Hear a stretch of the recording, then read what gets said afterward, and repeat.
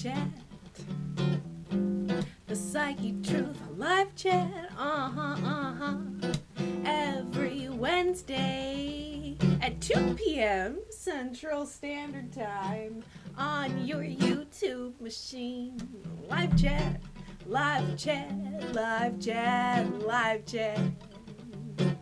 I'll answer your questions about whatever you want to talk about on the Psychetruth live chat, live chat, live chat, live chat. Live chat, live chat, live chat, live chat. The Psychetruth live chat.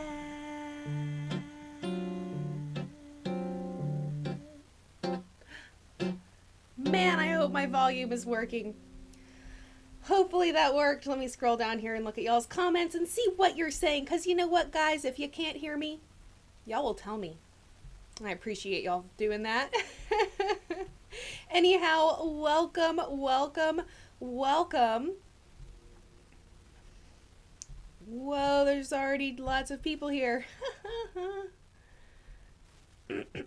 Man, anyways, I'm having a hard time scrolling down the comments. Anyways, welcome to the very first live chat of 2017.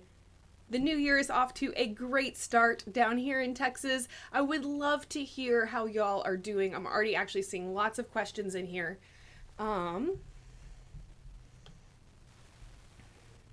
It's working. It's all good. I can hear you. All I can say is whew, guys, because it's a little embarrassing when I start the live chat without my microphone on. Yes, indeed. It's only happened once, maybe twice, in all the years I've been doing this.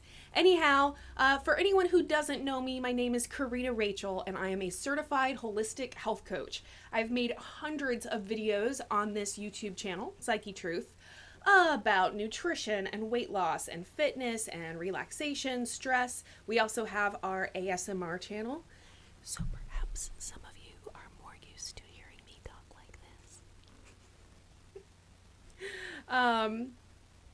So welcome, welcome, welcome. Maybe you're somebody who just randomly clicked on this chat and you're like, who in the heck is this chick? Why is she so strange? Man, she's a little bit annoying. Hopefully she says something interesting and helpful. All right, so here we go. I'm gonna do my best to do that. Let me get a little bit situated. All right, so I just saw my friend Amanda is in the house, Mr. Nibble's mommy, and she asked if I made any New Year's resolutions. So while I sort through these comments a little bit, looking for questions, I'm going to answer that. So yes, I did make some resolutions.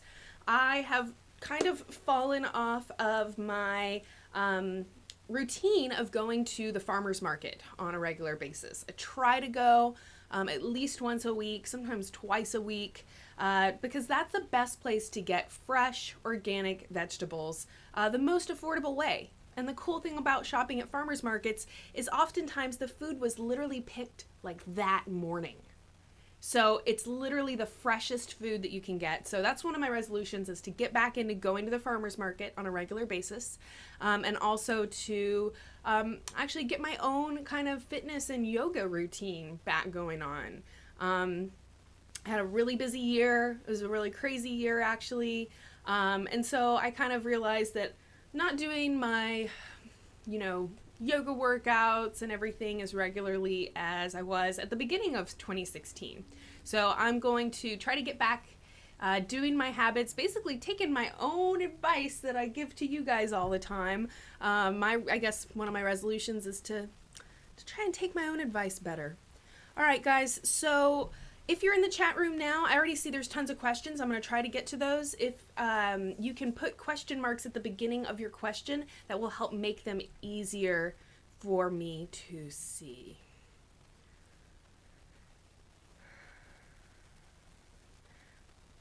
All right, Empty says, Corrina, what's your opinion on an all-animal product diet? Someone I know is following one and I'm very worried. Does that mean that they only eat animal products? They don't eat plant-based foods at all? That sounds very, very dangerous. Now, I am not someone to completely demonize eating animal foods, but I do think it's something that, number one, most people eat way too much of animal-based foods. Most people are eating way too much processed meat. So things like hot dogs and pepperoni and, turkey meat, when you get the sandwich meat from anywhere other than the butcher. So you can just buy that prepackaged sandwich meat. That stuff is really highly processed. Then we could talk about junk food, processed food, canned food. Anyhow, so they're eating too much of it. It's not cooked in the right way. It's really low quality, or it's processed, or they're barbecuing it or frying it. So I do think that there are healthy ways to consume animal products. I don't think that every person is necessarily designed to eat very many animal products. Some people definitely seem to do better on a vegan diet. Now, your friend who's on an all animal product diet, that scares me. Because that implies that they're not eating plant-based foods at all. And I know some people like that. They're like, oh, I won't eat a vegetable because it's a vegetable. And it's like, all right, no, you sound cool, but you're probably going to get some crazy disease before when you're really young. One thing that people really need to understand about high protein diets and eating lots of animal foods is that protein is while it's very important to our diet, once you hit the point that you're having an excess of protein, it can actually become really harmful. So it's super stressful on your kidneys. So if you're somebody that eats a lot of meat, eats a lot of protein, and you from time to time feel pain either in your low back, because when your kidneys are hurting, all right, when they're too stressed out, you'll actually can feel low back pain. So of course there's other things that can cause low back pain, but it's all about kind of being a detective with whatever your health issue is. So that's definitely something to think about. If you find that it's painful when you pee or anything like that, or you feel like you're peeing really frequently, or you have low back pain, that's a good sign that your kidneys are maybe too stressed out by the high level of protein you're eating. Someone that doesn't eat vegetables, the bottom line is no matter what else you eat, your body really can't digest it and assimilate those nutrients without all of the nutrients and enzymes that we get from eating plants. So not having any vegetables in your diet is probably the number one thing I would discourage people against. James Orlando, when I go to bed, I lay there for hours before actually falling asleep. Do you have any tips on getting into deep REM sleep faster? Have you tried watching ASMR videos? It's just those 4 little letters. They stand for Autonomous Sensory Meridian Response, but you don't need to know that.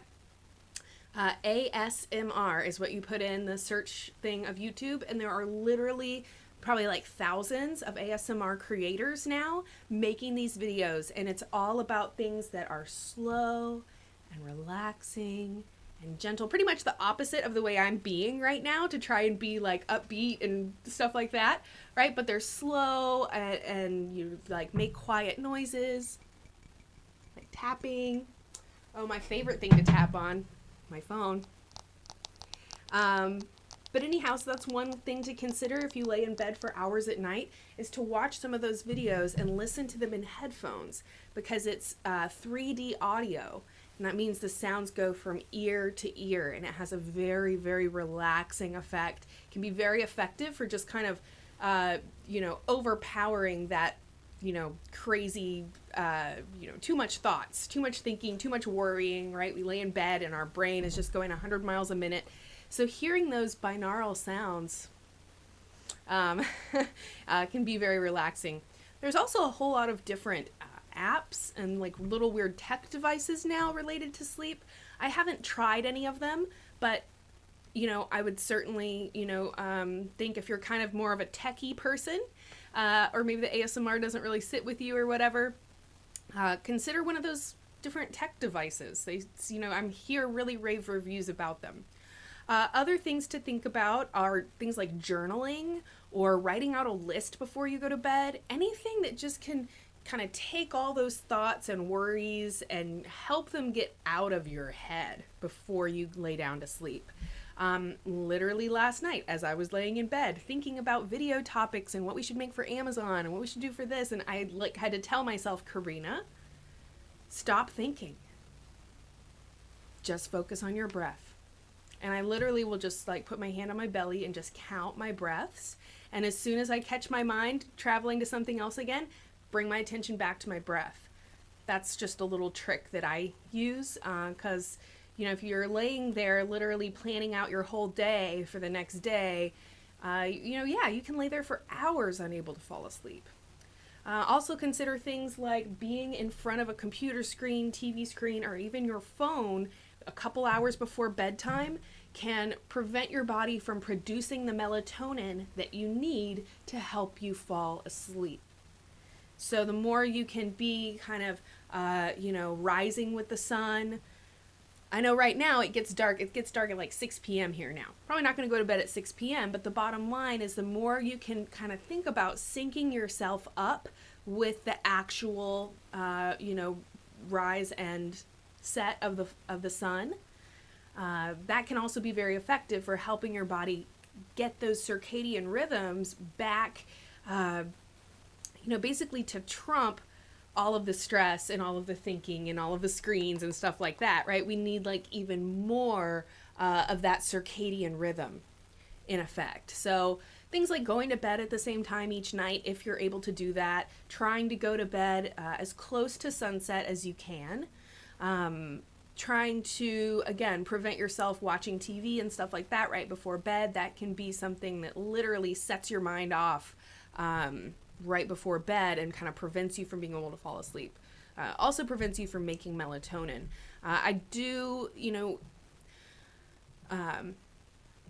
There are some people who have very good effects taking supplemental melatonin. I do want to give you, though, the warning that some people, or I should say most people, have very vivid dreams and sometimes scary dreams when they take melatonin. The ideal scene is for your body to produce melatonin on its own, and then you have no danger of making too much. All right, so things that help encourage your body to make melatonin are basically being in the dark.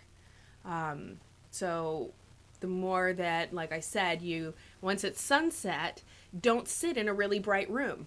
If you can bring the brightness down on your phone, if you have to be on a computer screen or your phone, bring down the brightness or something. The more that you can, this gets back into the circadian rhythm thing, kind of sinking back into the flow of sun rising and sunset can be very effective for helping you get better sleep.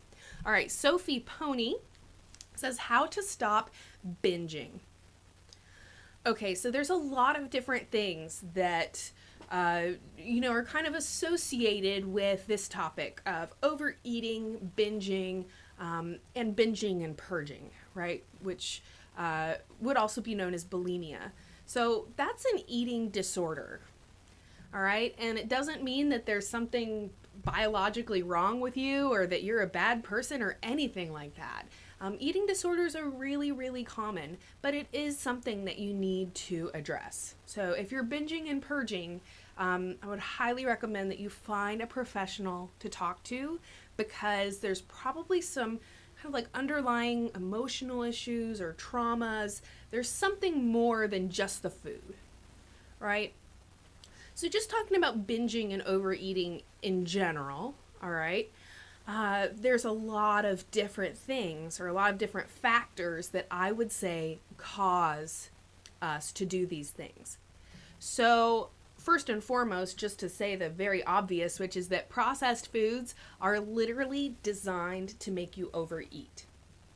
Everything from refining the flour and taking out the fiber is going to cause you to overeat, because it's the fiber that fills you up, and it's the fiber that sends the message to your brain to tell you that you're full and to tell you to stop eating.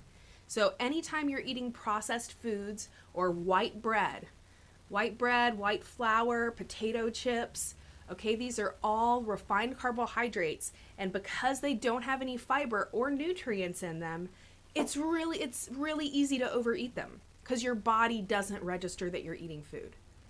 So the more that you can try to avoid eating those things and avoid having those things around, which I know is not easy, right? Because it's literally everywhere.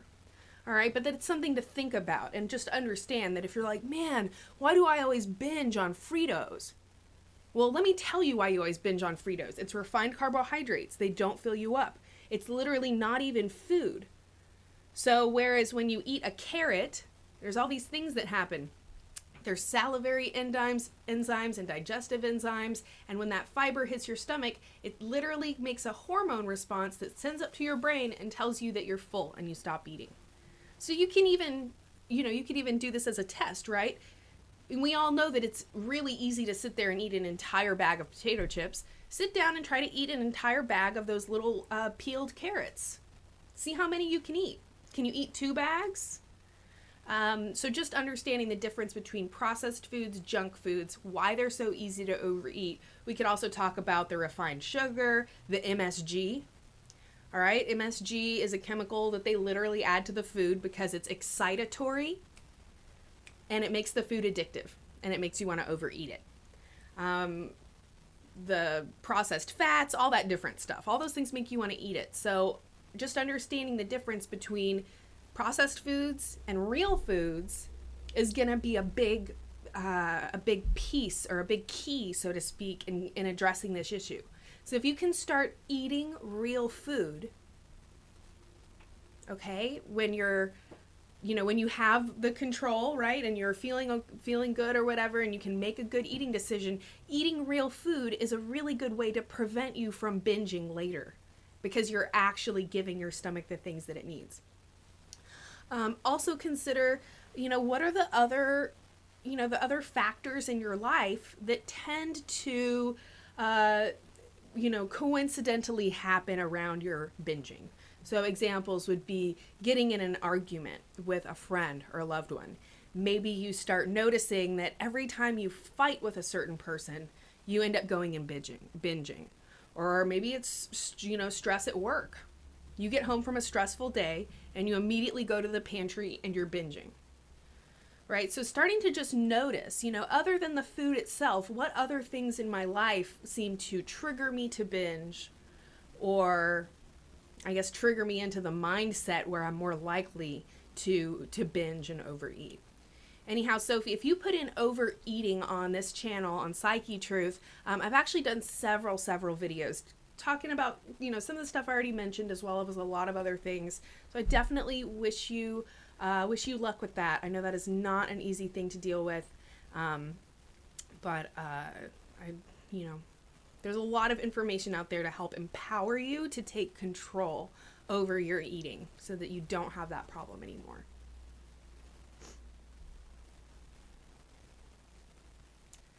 Wendy Whispers ASMR.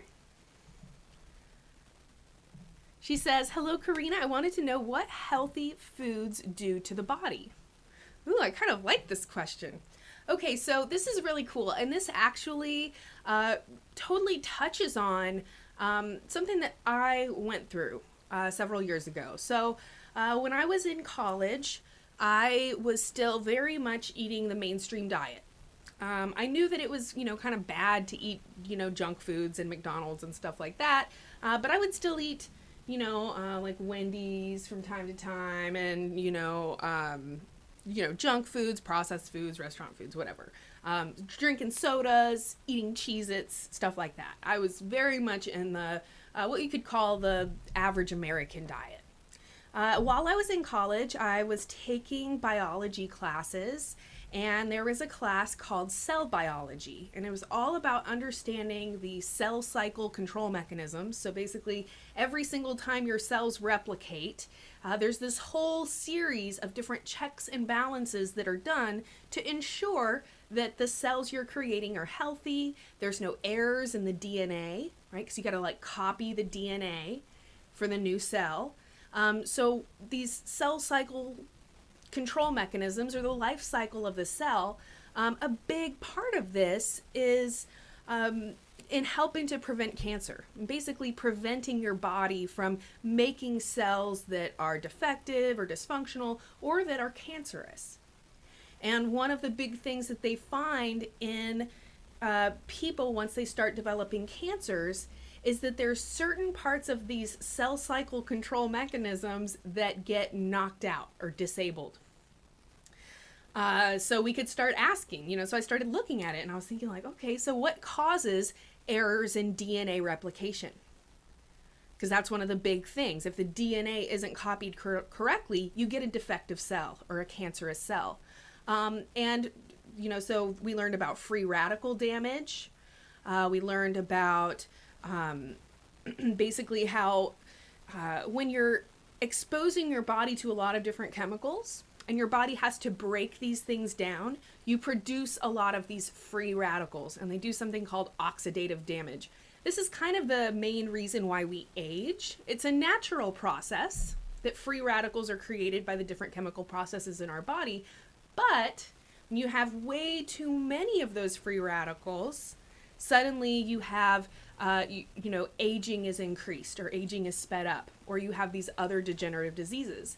So a great example is somebody who smokes cigarettes. And you may notice that a lot of, if you know people that smoke cigarettes or smoke for a long time, they may actually look visibly older than they actually are. And it's because that cigarette smoke is full of free radicals. So I'm just trying to kind of give you this understanding. Anyway, so after doing all this research and being in this class, I ended up doing my senior thesis paper. It was called The Physiological Effects of Processed Foods and Implications in Health and Disease. So this was about 10 years ago when I was in college. And now, when I watch YouTube videos and TED Talk lectures and stuff like that, everything that I said in that paper while I was in college is now just like the common thing. I talked about trans fats and partially hydrogenated oils. I was talking about free radical damage and the importance of eating antioxidants. And so to answer Wendy's question and kind of give some context for why I went off on that whole little anecdote, I started to learn, what is it that processed foods do to the body, and how is that different from what natural foods do to the body? So just to give you a quick list, and then I'll move on to the next question. Number one, real foods give your body the building blocks it needs to literally make your body. So when we eat protein, the protein is broken down into amino acids, and those amino acids literally get made into the proteins that form our body. Our muscles, our cells, the lining of our blood vessels, all those things, right, are made from the foods that we eat. So when you eat real foods, it gives you all these nutrients, minerals, vitamins, enzymes, antioxidants that help the body to do what it needs to do. Also, when you eat regular foods, they're just naturally and easily broken down and digested by the body, because our bodies have been eating those plant foods for centuries.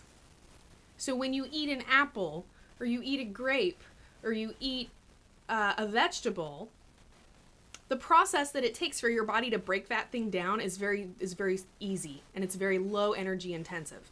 So to compare those two things with processed foods, when you eat processed foods, junk foods, fast foods, really anything with a long ingredient list, right, what I always gripe about in my videos, it doesn't give you any of those things. So if you ever hear them talk about empty calories, that's what that means. You're still getting the calories that can cause weight gain, but they're empty. They give you no nutrition. There's no fiber, vitamins, minerals, all that stuff. You don't get any of that from processed food. So it's empty calories. And those empty calories just turn straight to fat. Your body can't use them for anything else. Those foods are also harder to break down, more energy intensive. And not only is it more energy intensive, but it also uses up a lot of the vitamins and minerals and those other nutrients that we talked about that you get from natural foods. So when you eat processed foods, not only are you missing out on all of the nutrients that food should contain but doesn't, but just breaking down and digesting that food also takes up more of your nutrients. So you actually are creating like a nutrient deficit when you eat processed foods. So for someone that's eating a lot of those foods, you can start to get this picture in your mind that they have a severe deficiency of all of these important nutrients that the body needs to function. The body is overwhelmed by stress because of this situation, which is basically starvation in a sense. So even though you're getting plenty of calories, your body is actually starving for nutrients. To get back for just a second to that question about binging, this is another part of that equation, or another key in that equation, is understanding that if all you're doing is eating processed foods and you're not eating salads, eating vegetables, eating some natural foods, eating things like brown rice, if you're not eating those foods, you're creating this huge deficiency of nutrients. So actually, your body is starving, and it's practically starving to death because it doesn't have enough B vitamins, it doesn't have enough minerals, it doesn't have enough magnesium. You know, talking about sleep issues, which was another question earlier. If you're deficient in magnesium or potassium, these are very important minerals for helping the muscles to relax and helping the whole body to relax. So mineral deficiencies and other nutrient deficiencies literally can affect your sleep, affect your weight, and cause you to binge because the body is starving.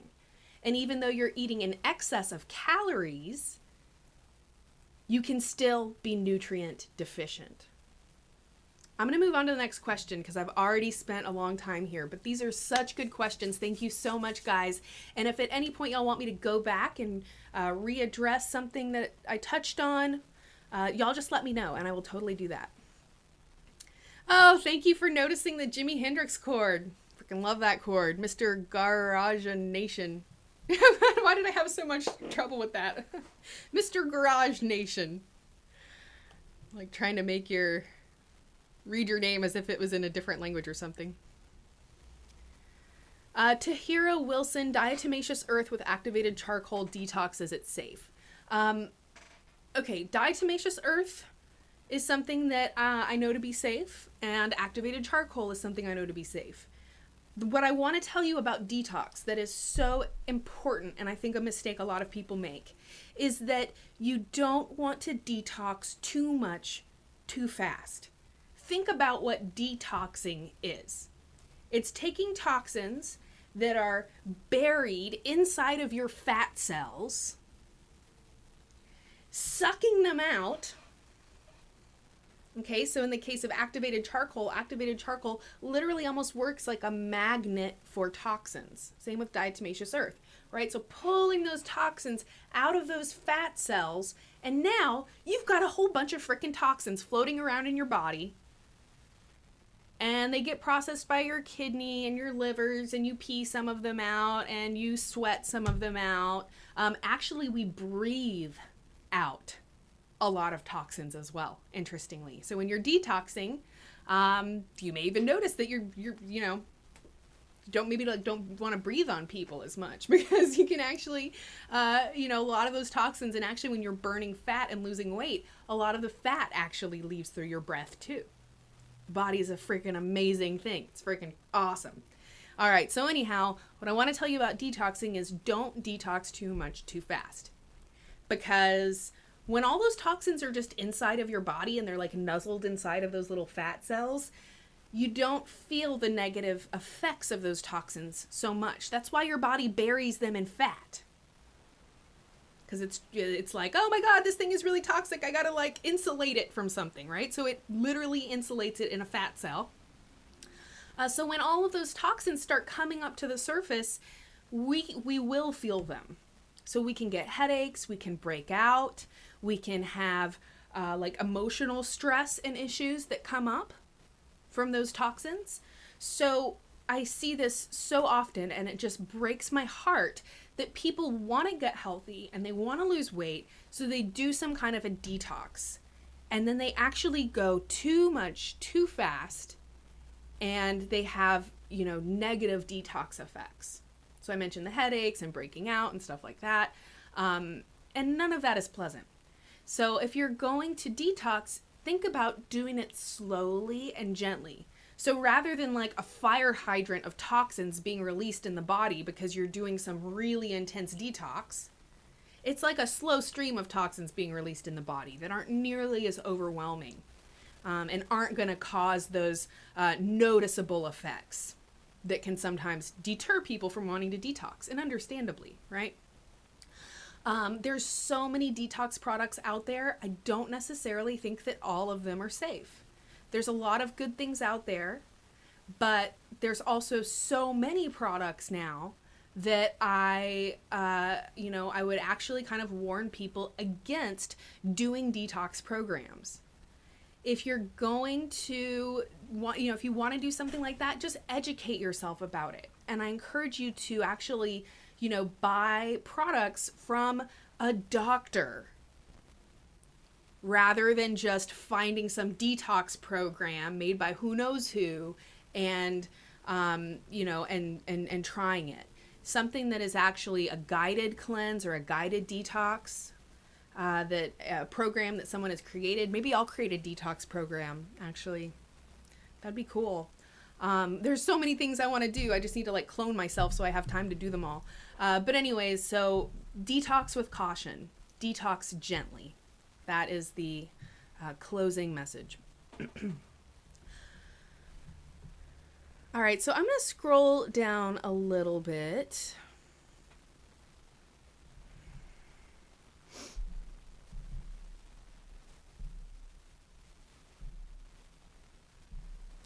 Taylor Burnham says, my shoulders grind when they move. I went to the chiropractor and they didn't even look at it.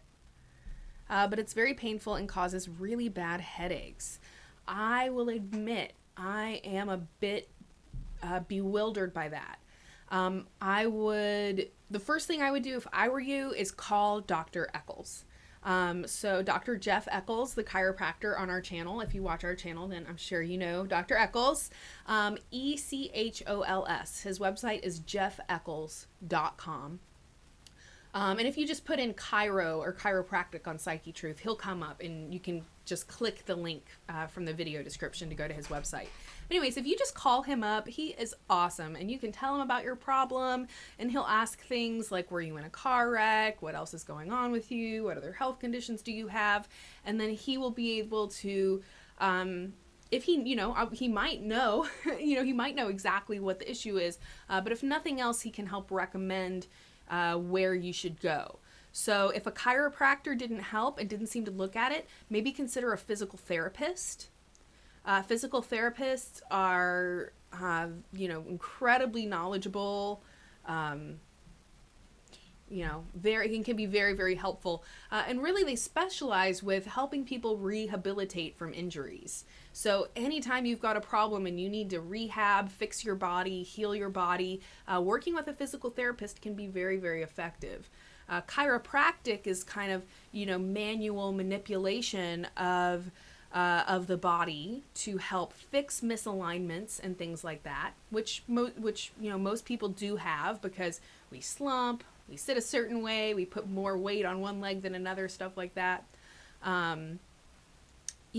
But if the chiropractor didn't look at it, I would maybe think about, number one, find a different chiropractor, because that would be a really helpful thing. Call Dr. Eccles, and if you really want something like right now that you can do, find a physical therapist in your town and make yourself an appointment.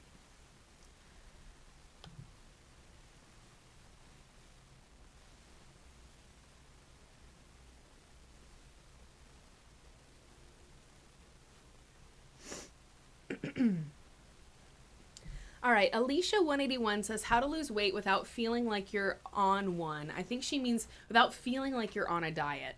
And actually there was a question a little while ago. I apologize because the name was in Russian, so I don't read Russian, so I can't read your name.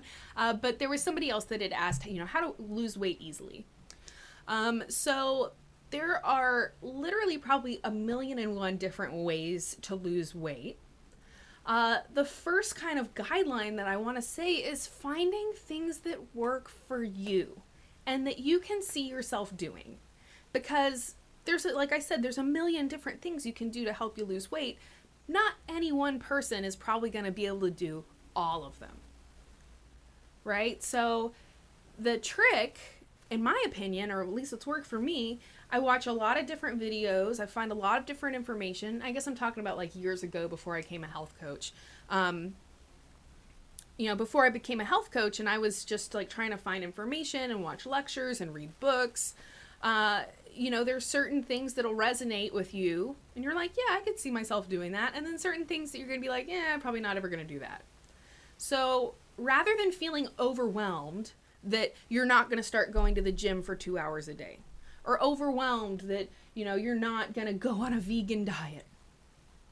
Don't be overwhelmed by those things. Those are just two things. Those are just like two of the like millions of different things that someone can do to get healthier and lose weight. So, avoid feeling overwhelmed. Feel empowered by the fact that there's so many different things you can do. So just to name off a couple of them, get more sleep. I know it sounds silly, but you need to understand that the majority of the fat metabolization, or the majority of the fat burning your body does, it does while you're asleep. And it's because when you're awake, the body is doing like a bazillion different things.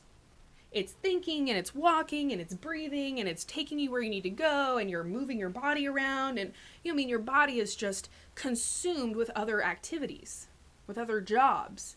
But when you sleep, of course your body is still doing a whole lot of those different functions, but you can understand it's a lot less functions than when you're awake. So now the body has time to divert some of that energy into burning fat. So actually just getting more sleep can literally help you lose more weight. Just that one simple thing, getting more sleep. Getting more sleep also helps to reduce your stress levels. And we know that stress hormones like cortisol are highly correlated with weight gain and belly fat. So the more you can reduce your stress by doing things you enjoy, using breathing exercises when you feel yourself getting stressed, watching ASMR videos to help you feel less stressed. Whatever it does, anything you do to reduce your stress or help you get more sleep can help you lose weight because you reduce your cortisol. Move your body. One of the big limiting factors that I see with people in my health coaching practice is that there are they have a bazillion and one really general ideas of what they need to do to lose weight, but they don't have any actual concrete thing to do. So the example, I need to eat better. I need to exercise more. Okay, so what are you going to do about it? So I'm actually in the process right now of creating a 30-day transformation weight loss program.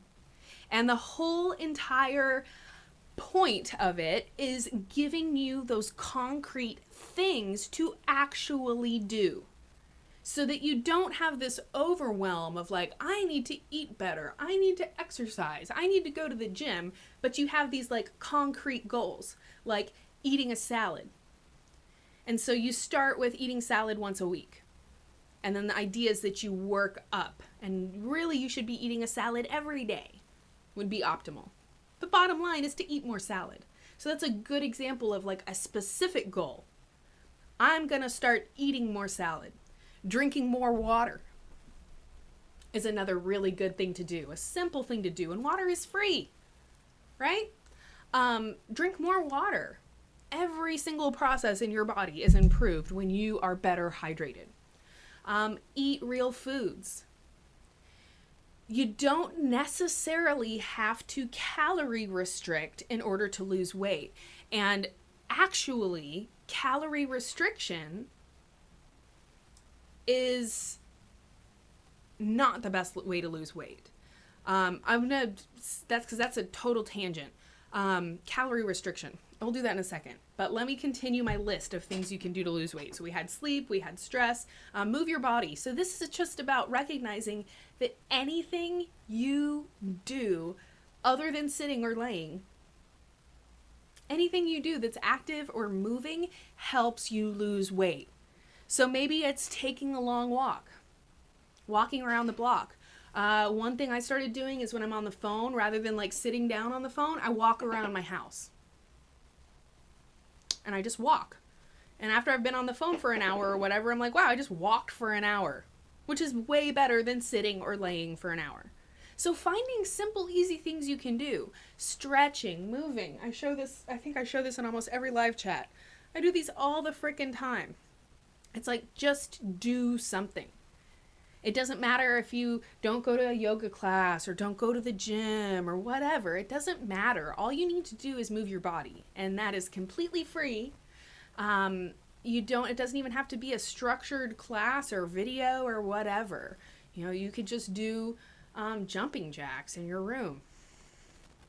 But sedentary, or being sedentary, I think is probably the biggest thing that prevents us from losing weight. So let me talk about why dieting prevents us from losing weight. When we restrict calories, and especially when we significantly restrict calories, so you can think about somebody that really goes on a diet and now they are significantly under eating from what they normally would. Calorie restriction actually puts a lot of stress on the body. Because from a survival perspective, if you don't have enough food around and there's a famine, this is a threat to your life. So actually, when you start calorie restricting and the body starts to perceive that, because your body doesn't know that you're choosing not to eat, right? Your body doesn't know that, but your body perceives that there's less food coming in, there's less calories coming in. So what does it do? It puts the freaking lockdown on your fat. Because that fat that it has stored up on your arms and your hips and your belly, that is your life insurance policy. And fat is there because it is a survival mechanism. All right? It's a survival mechanism. So when your body starts feeling like your life is threatened, so to speak, okay, your life is threatened because there's, you're not eating enough, your body is more stressed out. So you get those cortisol levels that cause belly fat. The body puts the clamp down on all your fat cells because that's the only way your body's going to survive if this famine, this perceived famine, really, goes all the way, right? So actually eating regularly and not calorie restricting is one of the best ways to lose weight. Now, of course, you do have to avoid overeating. But the bottom line is, if we have a little spectrum, freaking love I wanted to, get a little thing so I could be so here's a spectrum. If I had a little chart. Where on one end is calorie restriction, dieting, not eating enough, being starving all the time. And the other end is overeating. Both of these things cause weight gain. If you overeat, you're going to gain weight. If you undereat, you may not actually put on more weight, but you will be unable to lose weight because the body is too stressed out. So both of these extremes, undereating and overeating, are bad and should be avoided. And what you want to strive for is this happy medium here between you're eating enough, you're satisfying your hunger, but you don't eat so much that you can't lose weight anymore, but finding that balance, finding that sweet spot. And for me, not being hungry, that's all I care about. I'm really happy with my weight. I'm really happy with my body. So my main concern is I want to fill myself up. I want to give myself the nutrients that I need and stuff like that. But man, calorie restricting diets and stuff like that, I hate them. And I would encourage you to not go on them. Ashton Vlog says, got any stretches I could do for tumbling? If you put in tumbling on our channel, we literally have several videos of stretches for tumbling.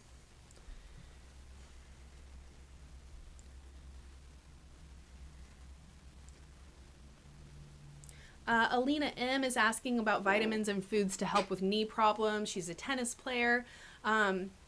Glucosamine is really, really good for your joints. You can supplement glucosamine, or you can do a Google search to find things that are good sources of glucosamine.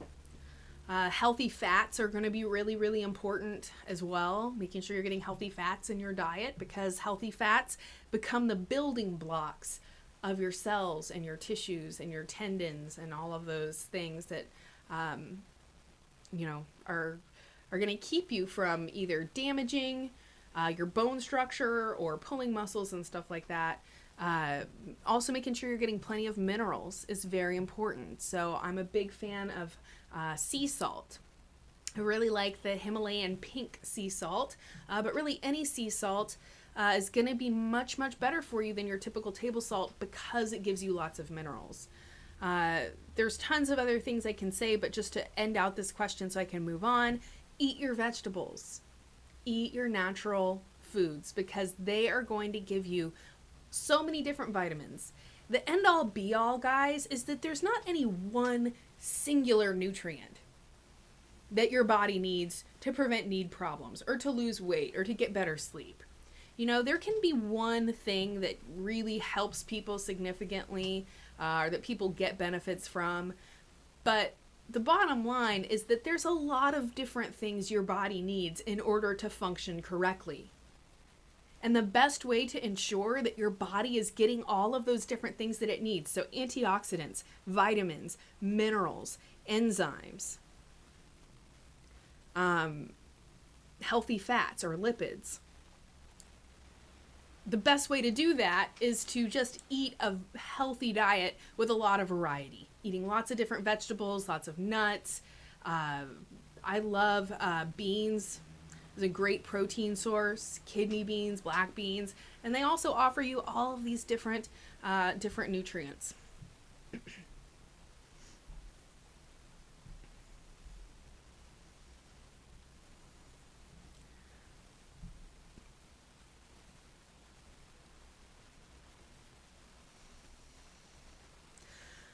Shelby Conley, is there a cure for PCOS? I am not a PCOS expert, so that's polycystic ovarian syndrome for anyone who doesn't know. But there is sorry, what do I want to say? There's a wealth of information out there on PCOS, so if you put it into the search engine of YouTube, that can be a good place to start. I would encourage you to put in quotes, functional medicine. PCOS. Functional medicine is basically a type of natural medicine or holistic medicine, but it's all based around very, very biologically unique recommendations. So when you actually see a doctor of functional medicine, they will do a whole series of labs. They'll take blood samples, urine samples, and stuff like that, and they get this full workup and picture, and they're actually able to go in and see how are your vitamin D levels, how are your triglycerides, how is, you know what I mean? They're actually looking at your body, and then they pull out their handy dandy magnifying glass, and their cool little Sherlock Holmes hat, and they're like, okay, what could be going on here? Functional medicine. I swear by it. If I had more time, I would go to school to become a doctor of functional medicine. Maybe I still will. But right now, I barely have time to sleep. So, anyways, functional medicine, PCOS. I know for a fact that there are natural approaches to, I'm not going to say to cure PCOS necessarily, but definitely to reduce the pain associated with it, and really get to the bottom line of figuring out like what was responsible for that condition in the first place, so that you can prevent it from worsening or prevent it from coming back. Okay, so there's not a name for this. There's just a kind of crooked smiley face. So this question is from, and it says, Corrina, do you think it's morally good or okay to exercise to look good? So I really like this question, and I think it touches on something that pretty much all of us can relate to. Right? Which is that, you know, we live in a world that is very much centered around the way that people look. Definitely if you live in the US, but arguably not even just in the United States anymore. You know, there's pretty much, beautiful people everywhere. We get this really unrealistic image of what a person's body is supposed to look like. We see these supermodels that, like, I don't even know how they walk, because it looks like they don't even have any muscle on their body. They're just skin and bones, and those are the images that we are exposed to. I actually feel really grateful that when I was younger, there wasn't as much of that. I do remember watching MTV and VH1 and all that stuff and being like, oh, that's how a woman's supposed to look. But I would say it's actually even worse now than when I was growing up. So we are, living in a society where largely, we're being told that the way you look is important. We're being told that the people you idolize look this certain way, and they're idolized because of the way they look.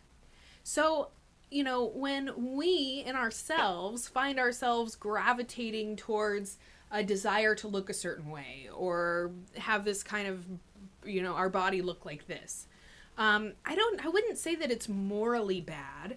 And I would just point out that it's a result of the culture we live in.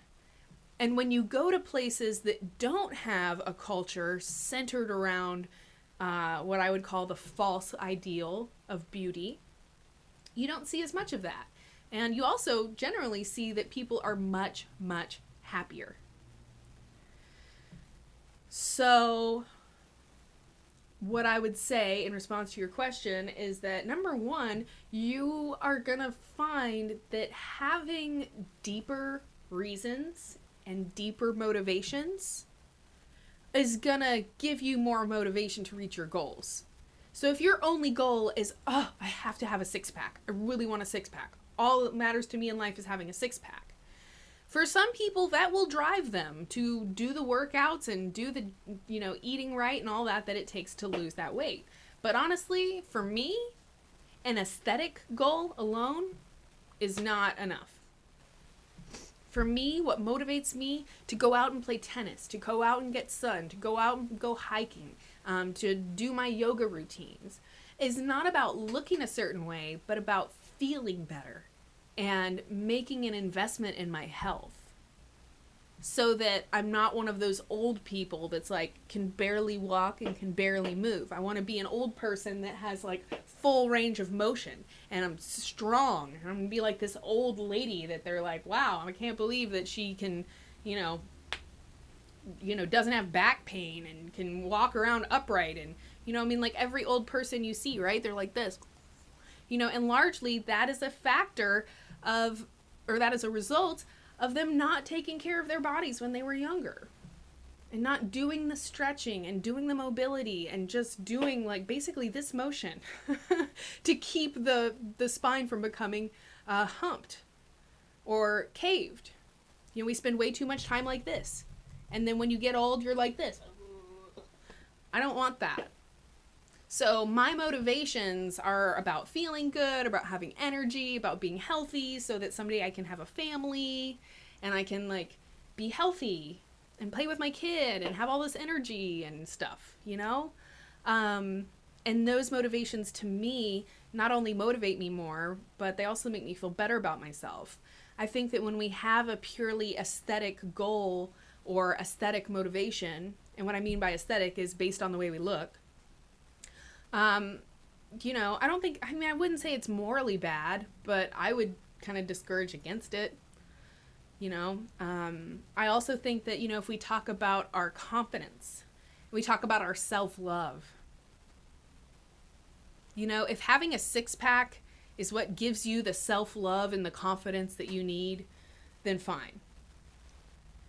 But for me, the way that I look is not enough to like make me feel good about myself and love myself. What makes me love myself and want to make investments in my health and in my future is that I have all these different things that I do in my life that I love. I play music. I make information to try and help people get healthier. I make ASMR videos that help people to sleep and reduce anxiety. I do these different things that I love and I feel passionately about. And that means more to me than like, I look this way or I'm this size. Largely, I think that when we see the aesthetic benefits of a healthy lifestyle, it's not because the person was purely driven by the aesthetics. So me, for instance, I always get this question. It's like, oh my God, Corrina, what do you do for your skin? Your skin looks so good. And if I put up a, video of me like modeling clothes on the ASMR channel, and people are like, oh my God, your figure is amazing, blah, blah, blah, blah, blah. Look, I see those things as side effects of the fact that I take care of myself, rather than the reason that I try to take care of myself.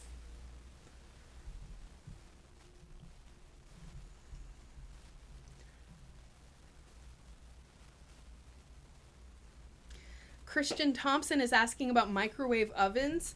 Not good.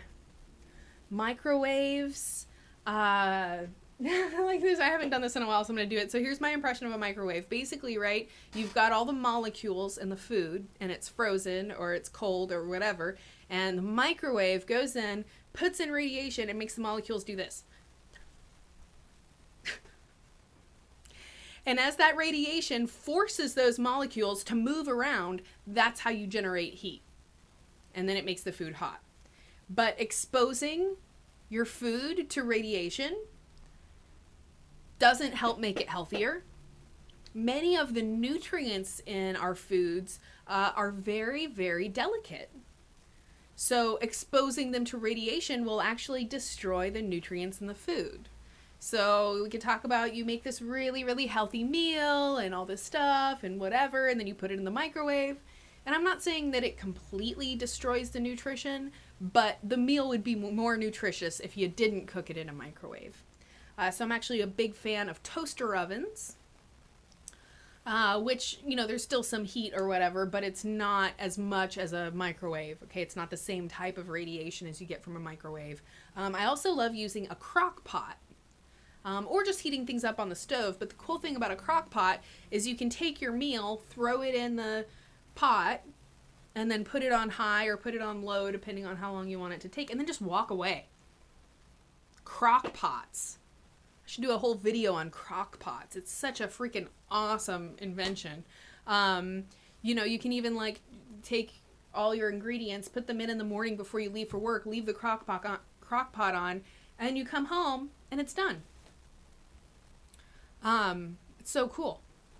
And it's not like over an open flame or anything like that. So it's not like leaving a pot on the stove or anything. It actually sits in its little holster and the heats up and it's electric. And, so it's very, very safe, leaving your crock pot on all day. But anyways, I don't know how I got on that, how I got on that topic. Oh yeah. Alternatives to microwaves. That's what it was.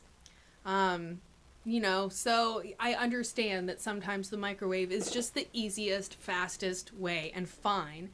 But I definitely would encourage you to try to avoid using the microwave as much as you can when it's possible.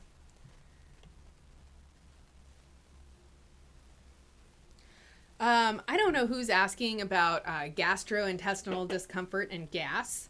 I don't know if that's a serious question or not, but I will throw this out there.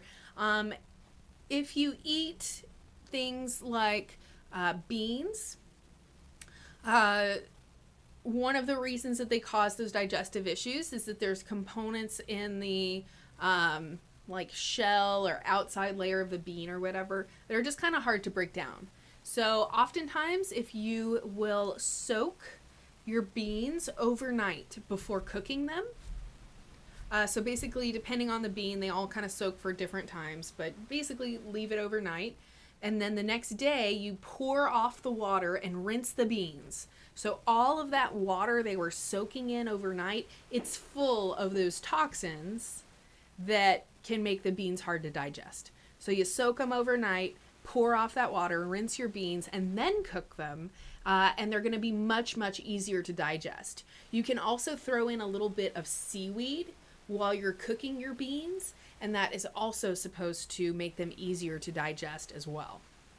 Couple little bean facts there.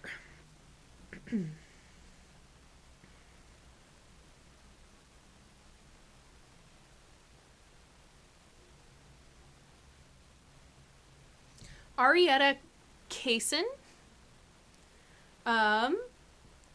Is juicing good for you? If so, how much juice should one drink and how often? Okay, so first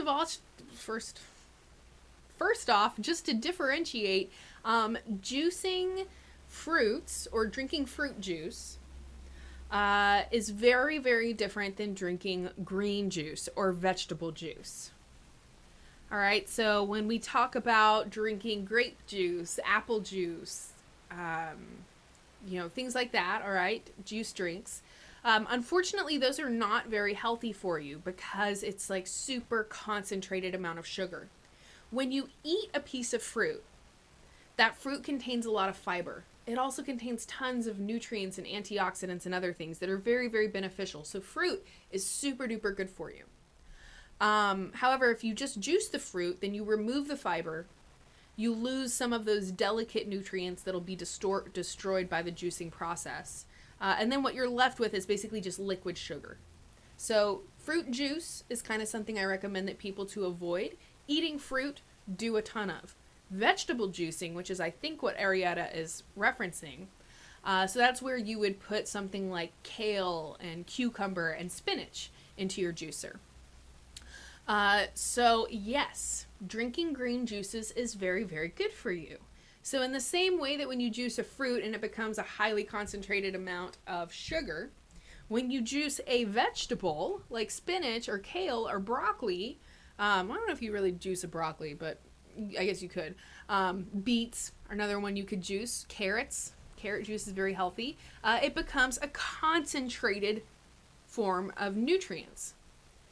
So that's why green juices are considered very healthy, because you can get in a glass of juice the same amount of nutrients that might be like 2 or 3 huge plates of spinach.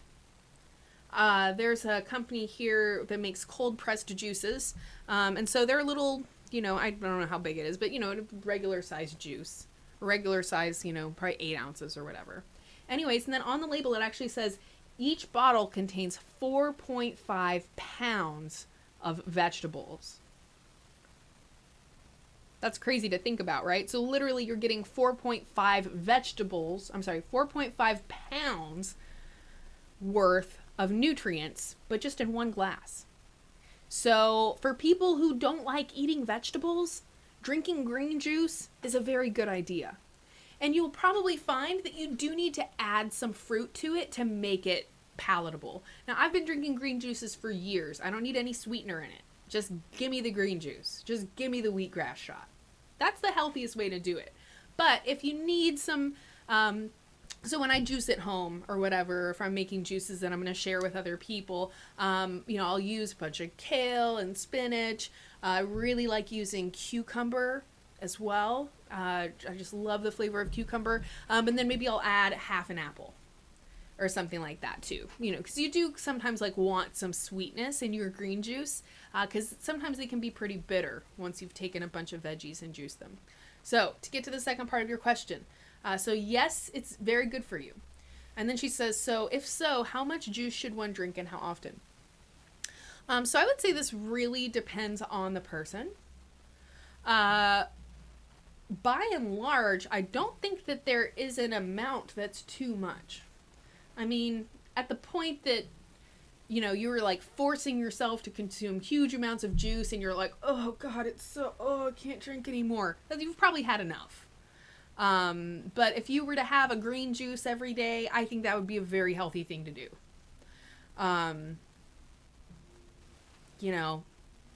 I personally probably drink 1 or 2 green juices a week, between sometimes I'll buy one at the grocery store, sometimes I'll go by the juice bar, sometimes I actually get out my juicer and I'm actually making my fresh juice at home. But when I'm sick, when I was sick a couple weeks ago, right before Christmas, I just had a nasty head cold or something. I was going to the juice bar pretty much every day and getting a wheatgrass shot, and then they had this little shot that's ginger, cayenne, wheatgrass, I don't know, something else. And then I would get a big green juice, and I was drinking them every day. So yeah, like when you're sick and stuff like that, I say super duper boost the green juice consumption. Don't let it replace eating vegetables, but just understand that if you're someone who doesn't really eat very many vegetables, you should at least try to force yourself to drink a juice. And if you need to, make it more sweet by adding more fruits to it, then fine, because you get so many nutrients from drinking those juiced vegetables that, like, literally whatever it takes to make you drink it, do it. Whatever it takes to make you eat vegetables. Maybe you need to smother it in butter. Maybe if you're going to eat a salad, you got to smother it in bacon bits and ranch dressing. Fine. Literally whatever it takes to get you to eat a vegetable.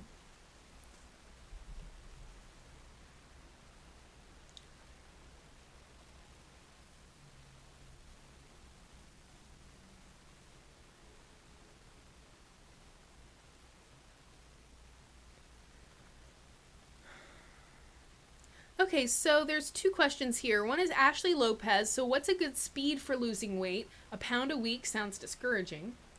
And then Heather says, so how do we steadily detox safely, and what do we use?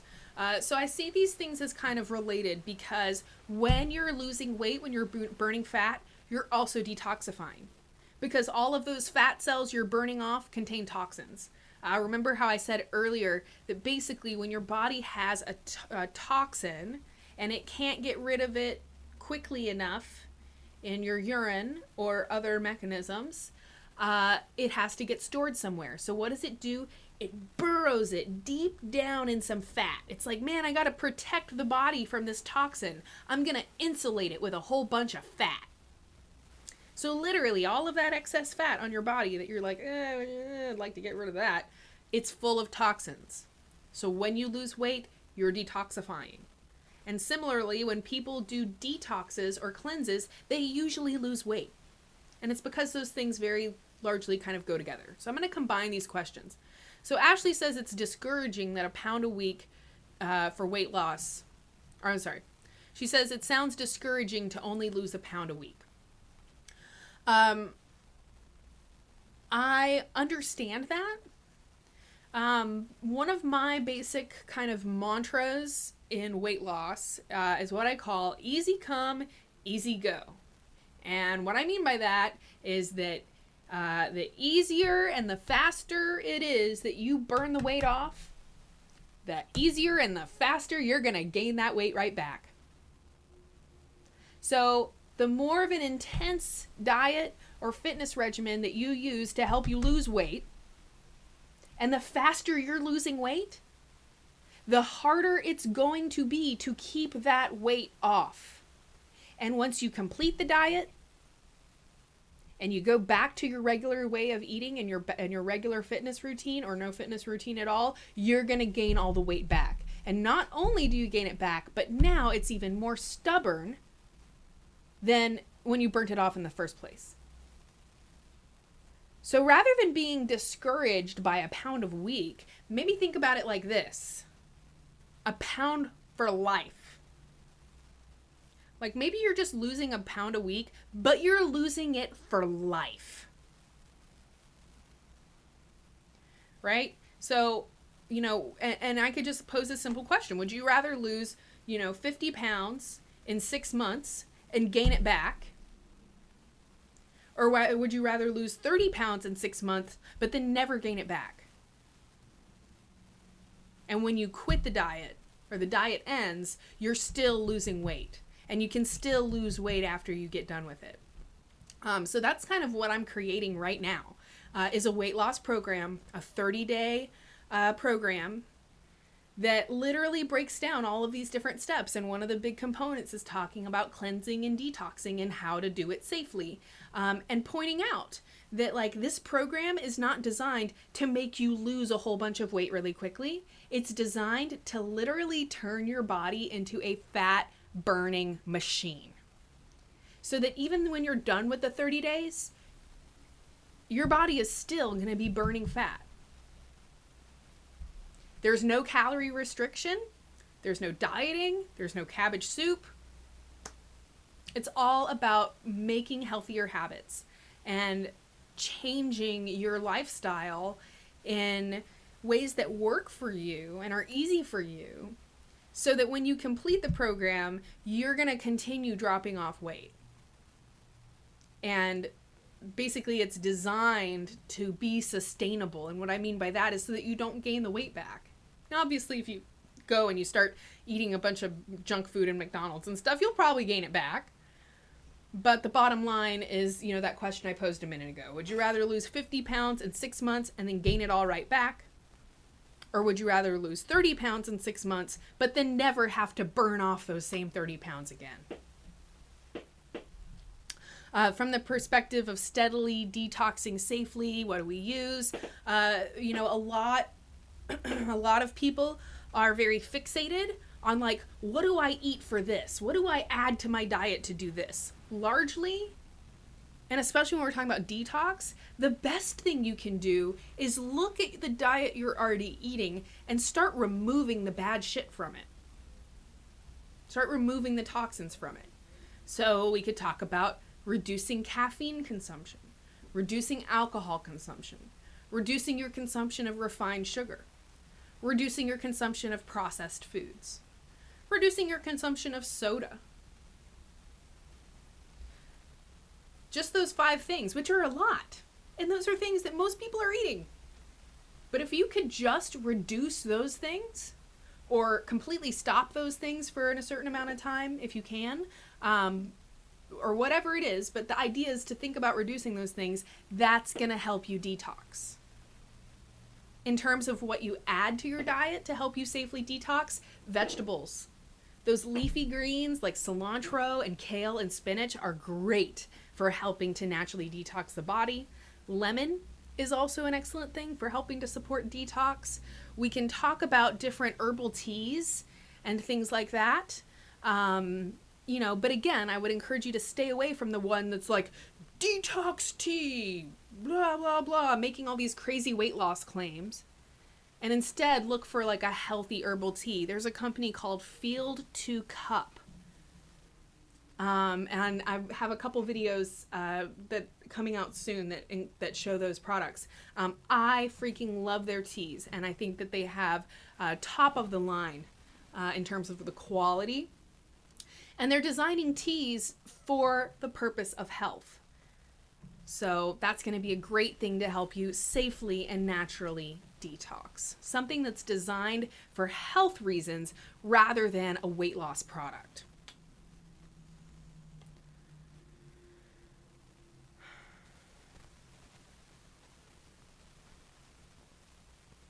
Maddie O, how do I work my way up to complete clean eating and no processed foods? Very, very slowly and gently. And that's literally what my 30-day program is all about. That's the whole point. Helping you transition to a cleaner diet and reducing those bad foods from your diet, but like in a step-by-step way. So it doesn't feel overwhelming. Like, okay, tomorrow you got to start this totally different diet. Okay, that's really realistic. Thank you for, you know, being more specific about what I should do.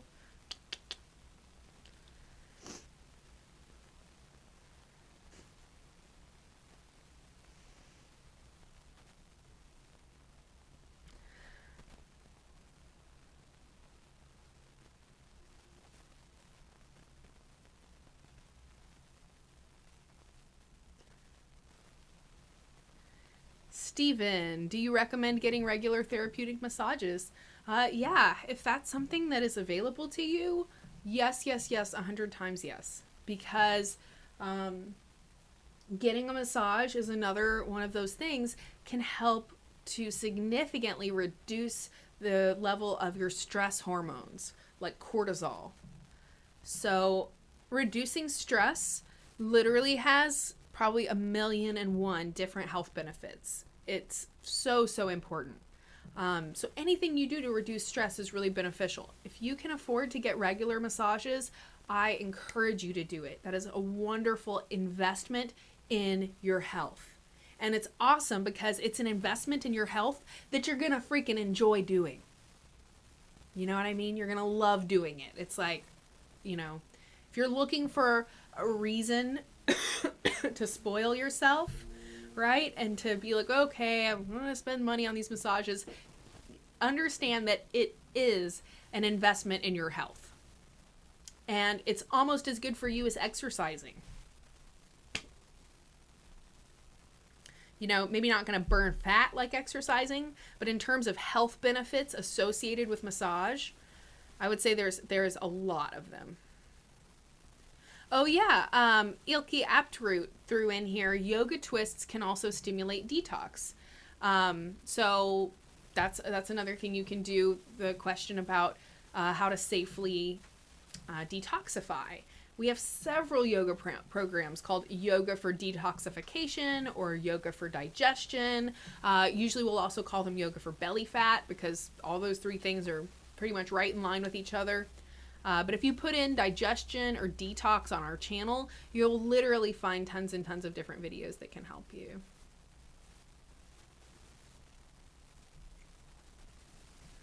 Tiger Lark, I am so sorry. Oh wait, no, whose question was that? Whose comment was that? I lost it. Anyway, somebody said that they were abused by their doctor. Oh, it's the little crack smiley face. Anyways, my blessings to you. My heart goes out to you. I'm so sorry that you had to endure that. Don't let it deter you completely from going to doctors, but you know, definitely can be a good idea to like do a little research on a person.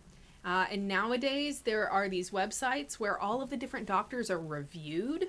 So you can actually read reviews of different doctors. Anyways, I am so sorry, sweetheart, that you went through that. That's awful. My heart goes out to you. My life as Sarah. My wrists are not strong. What should I do? Yoga.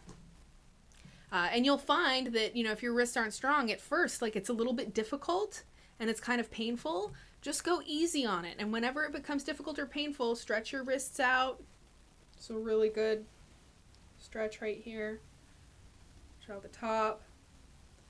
But the more that you use your wrists, the more you will build muscle in your wrist and actually resolve the problem. So that plank pose in yoga, holy crap, that is a full body workout right there. Just holding that pose static. But anyways, yoga videos would be a great way to strengthen the wrist because it's very wrist intensive. I think we even have, like if you put in yoga wrist on our channel, I think we have a couple of where people have done like wrist stretches or things like that. Just know that when it starts getting painful or if it starts feeling crampy, stop, do some stretching, breathe into it, and then go back into it. But the more that you just challenge your wrists to hold you up and to work, you'll build that strength so that your wrists get stronger. And you'll find that, you know, each time you come back to do that yoga video or whatever, your wrists are stronger and stronger and you're able to hold those poses longer. Bridget Murphy, how do you stop sugar cravings? Well, you could go to our channel and put in sugar cravings in the search bar and you will find one of the dozens of videos that we've made about sugar cravings. So I'm going to just encourage you to do that. You know, bottom line is coming back to like eating real foods. Stop eating the refined sugar because the stuff is literally designed to make you crave more sugar. So if you can start replacing the refined sugar with eating fruit when you have a sugar craving, or using things like honey and maple syrup as your sweeteners, or stevia. Avoid the artificial sweeteners. They are also known to cause more sugar cravings. Avoid the refined white sugar, avoid the high fructose corn syrup. Those are all things that are going to make your sugar cravings worse. Also, if you can start to integrate complex carbohydrates into your diet, that can be a really good way to curb sugar cravings because your body is already getting the carbohydrates that it needs. So it's not going to be craving the sugar. So examples of good complex carbs, eating beets, eating sweet potatoes, squash, zucchinis, these all kind of like semi-sweet vegetables. Sweet potato would be another great example. So your body is getting these complex carbs, it already has them. And if you're eating those things on a regular basis, that's a very good idea. Also understand that when you get a sugar craving, it's your body being like, I need energy and I need it now. I need energy and I need it now. And so it's craving sugar because that is the quickest form of energy. So eating a healthy diet, eating regularly, making sure that you are not doing things that are going to screw with your energy levels. So caffeine is an important factor in sugar cravings, because if you are, basically when we have too much overconsumption of caffeine, this becomes very stressful on your adrenal glands. When your adrenals become stressed, your body loses its efficiency at managing energy. So our bodies are covered with stored up energy in the form of fat, just waiting to be burned off, just waiting to be used up. But it takes a little bit more work for your body to to convert the fat into a ketone and then burn the ketone as energy, which is known as ketosis. It takes a little bit more energy. So the lazy route is for your body to just crave sugar. You give your body a bunch of sugar and it just uses that as energy and stores the other energy as fat. So if you can help to, number one, help your body be more energy efficient. So avoid doing coffee. Try to get plenty of sleep. It's another important thing for managing those energy levels. And then the more that you exercise, okay, and actually help your body to become more efficient at burning fat for fuel. Once your body becomes efficient at burning fat for fuel, it'll no longer just want to have the sugar. It's like a lazy, if you think about a lazy person or lazy kid, the easy route is just to be like, I'm going to have a temper tantrum and get exactly what I want. But if you actually worked with the kid and, maybe not trained them, so to speak, but you know what I mean? Actually teach them that, hey, there's actually a more effective way for you to get what you want.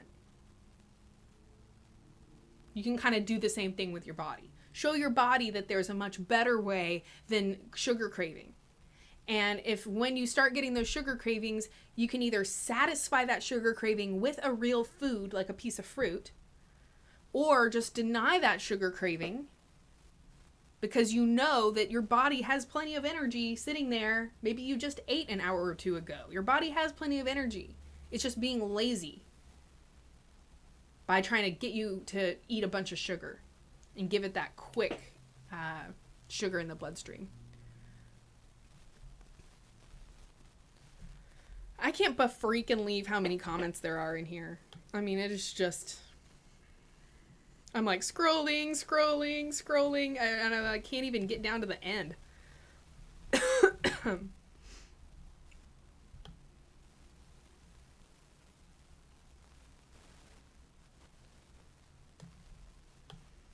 Cheesy Tots. How do we eliminate all these toxic foods? I really don't know what's good anymore. I buy organic, but still, it's unless we grow our own food, what isn't toxic anymore? So I totally get what you're saying. And to a large extent, you're right. The least toxic foods would be foods that we literally grow ourselves. We know exactly what we spray on them. We use a really good, high-quality soil to grow them. But that's just not super possible for a lot of people. I don't grow my own food. Okay? So, yes, that's an awesome option. There's a lot of people out there that can grow their own food, and that's awesome. Maybe one day if I'm a homeowner, I actually would love to grow my own food. That'd be awesome. But just number one, take a deep breath. And understand that, every good thing that you do, like buying organic, eating a vegetable, drinking more water, exercising, these are all things that help your body to get rid of toxins. So yeah, when you eat organic foods, it is way less toxic than non-organic foods. It has way more nutrients than non-organic foods because it's usually grown in better soil as well. So I understand that you're stressed out. All right. You're stressed out by this. You feel overwhelmed. There's toxins everywhere. Even when you get organic food, there's toxins. Just take a deep breath and know that, like, if you're eating organic, and even if you're not organic, people, if you're just eating vegetables, like, you're doing a wonderful, wonderful thing for yourself. Your body is equipped to handle toxicity. That's why we have a liver. That's why we have kidneys. They're there because the body knows it's going to come into contact with toxins. So support your liver, support your kidneys. You can do that with an herbal blend. You can watch my video on liver support and foods that are healthy for the liver, like beets and watermelon. Support your liver, support your kidneys. That's another really good way to help the body detox. And if you're worried about toxins, support those organs that detoxify. Eating organic is great. Shopping at a farmer's market is really great because then you can get fresh, super duper fresh organic vegetables. And just, be aware of the fact that, like, you feel stressed out and overwhelmed about this whole toxic issue. Just try not to be stressed out and overwhelmed by it. Feel empowered by the fact that you're doing really good things for yourself, like buying organic food and coming to this live chat so that you can learn about more ways to get healthy. You should feel really, really good about what you're doing, okay? And resist that urge to be hard on yourself or just negative about it. Tiger Lark, I skipped down to the bottom. Leave your question again. There were so many questions at the top. I couldn't even find them all, and they kept getting lost, and then it would bump me down while I was in the middle of reading. So I just scrolled down to the bottom. But if you'll go ahead and leave your question again, I will get to it right now. I'm sitting here watching comments come in. Kitty Snapback, I literally have talked so freaking much about weight loss in this live chat already. I'm assuming that you're just getting here, or else you would have known that I already answered that question, and I talked about that several times. So when this chat gets done, I would encourage you to go back and watch it from the beginning, because I spent a lot of time talking about weight loss, losing weight quickly and stuff like that.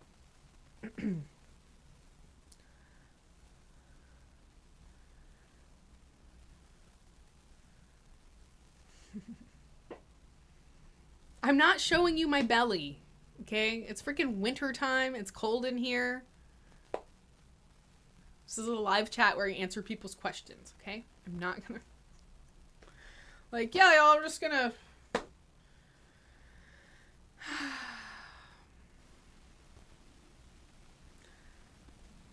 So really general question, Sparkling Gem, how do I lose weight in a healthy manner? I've literally made hundreds of videos on weight loss over the years. So please, please, please, I really, really, really hope that you will click on Psychetruth, click on our channel.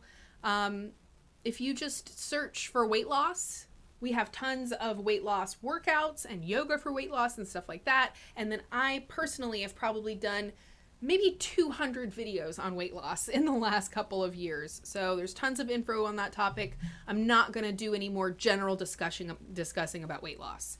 You can also just rewatch this chat because I talked a freaking ad nauseum about weight loss at the beginning.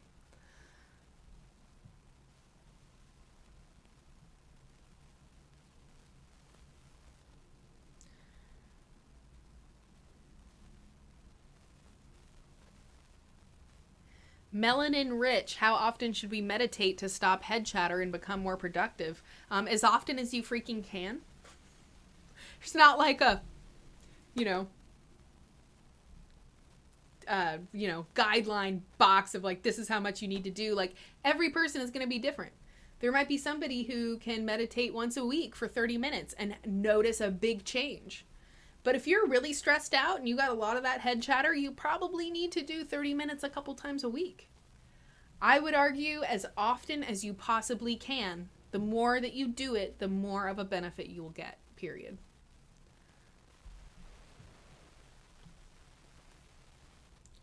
All right, you guys, so I actually have an impendingly long list, to-do list of things I need to get done. I'm actually going on a trip to Utah.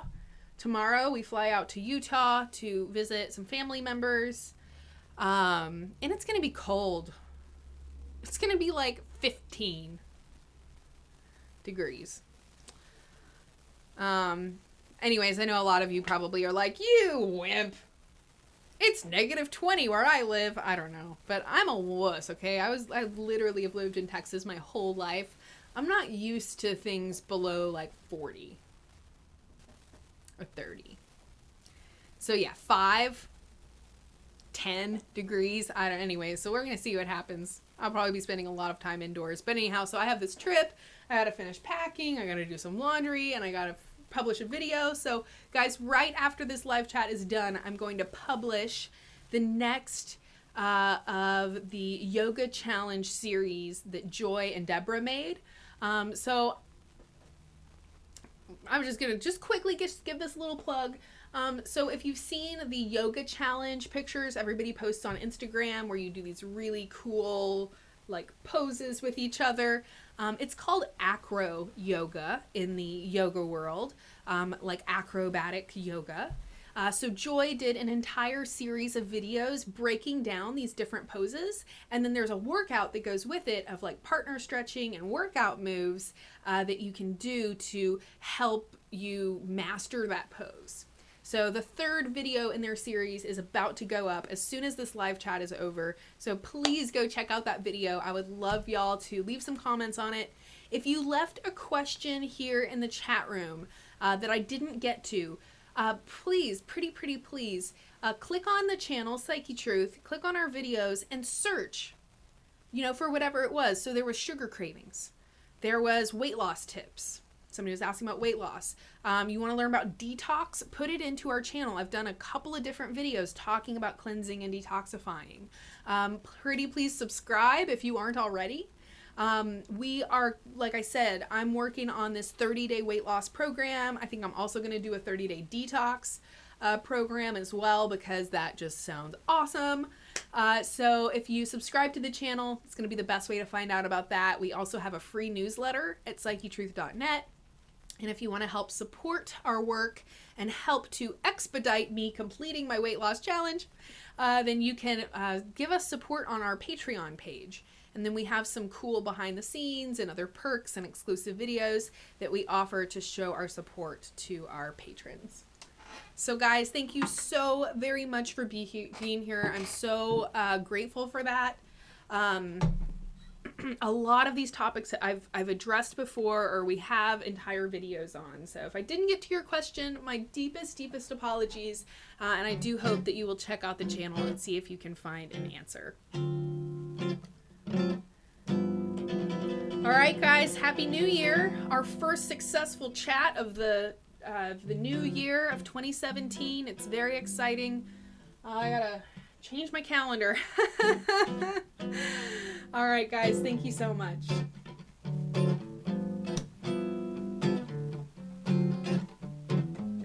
It's time for live chat. The Psychetruth live chat, every Wednesday at 2 p.m. Central Standard Time on your YouTube machine. Live chat, live chat, live chat, live chat. I'll answer your questions about whatever you want to talk about on the Psychetruth. Live chat, live chat, live chat, live chat. Live chat, live chat, live chat, live chat. The Psychetruth live chat. Thank you so much for coming today, guys. I really appreciate it. I really hope that you found this little chat helpful, and I would love to see you guys again next week. Thank you so much, and I will see you all very soon.